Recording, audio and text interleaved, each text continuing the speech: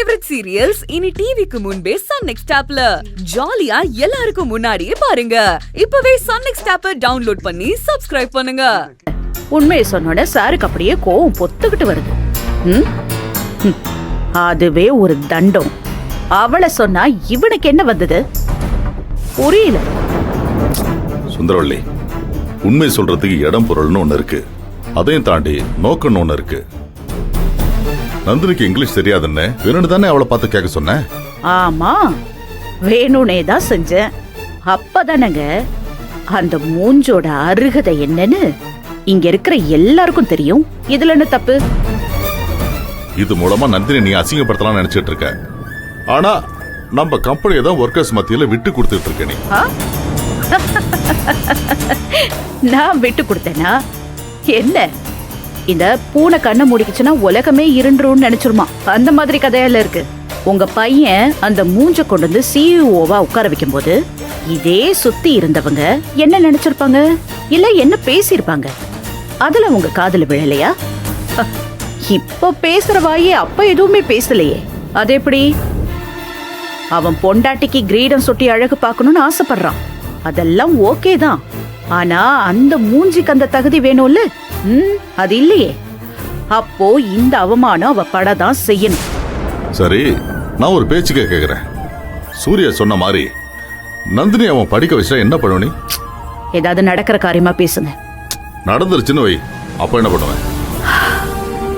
இங்க பாருங்க, நீங்க என்ன பத்தி என்ன புரிஞ்சுட்டு இருக்கீங்க? என்னமோ இங்கிலீஷ் பேசுறது மட்டும்தான் தகுதின்னு நான் அவளை பத்தி பேசுறேன்னு நினைச்சிட்டு இருக்கீங்களா? நான் அவளை பத்தி என்ன சொல்ல வரேன்னு கொஞ்சமாவது இத யூஸ் பண்ணி யோசிக்கவே மாட்டீங்களா?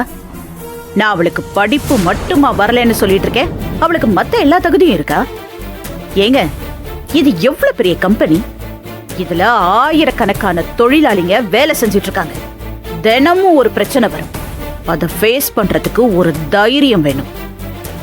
ஒரு ப்ரொடக்ஷன்ல திடீர்னு ரா மெட்டீரியல்ஸோட ஸ்டாக் கிடைக்காது.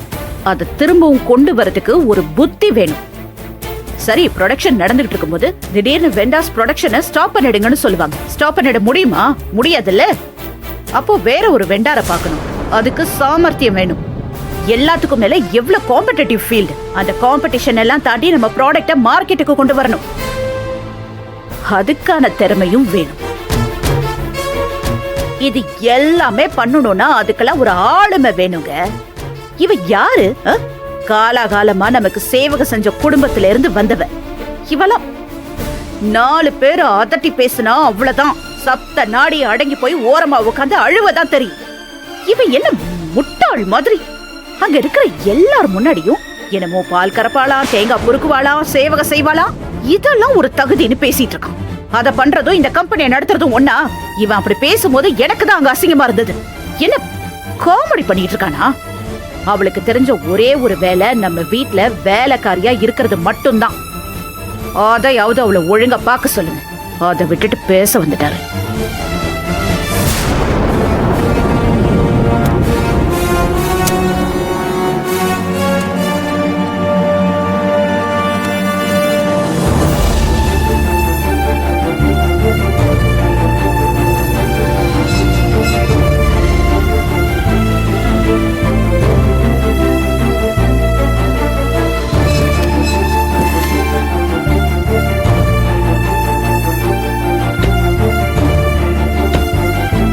நந்தினி வா.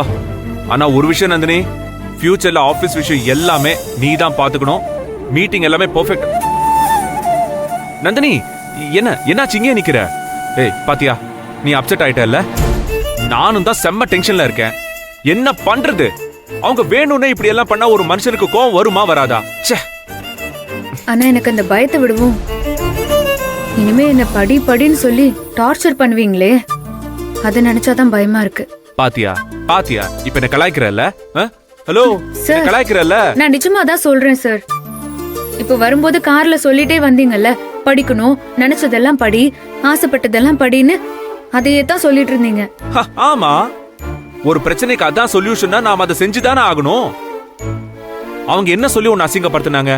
படிக்காதவ, இங்கிலீஷ் பேச தெரியாது, அதானே அவங்க சொன்னாங்க. அதுக்கு நாம என்ன பண்ணணும்? படிக்கணும், நல்லா படிக்கணும். இந்த பிரச்சனைக்கு அதுதானே தீர்வு நமக்கு. ஆ? ஆ? இப்போ இத பாரு ஒரு கார் டயர் பஞ்சர் ஆயிடுச்சுன்னு வச்சுக்கோ, எவ்வளோ கஷ்டமா இருந்தாலும் அதுக்கு தான் நாம பஞ்சர் ஓட்டணும். சரி ஈஸியா இருக்கேன்னு பக்கத்துல போயிட்டு இருக்கிற ஒரு சைக்கிளுக்கு போய் பஞ்சர் ஓட்ட முடியுமா?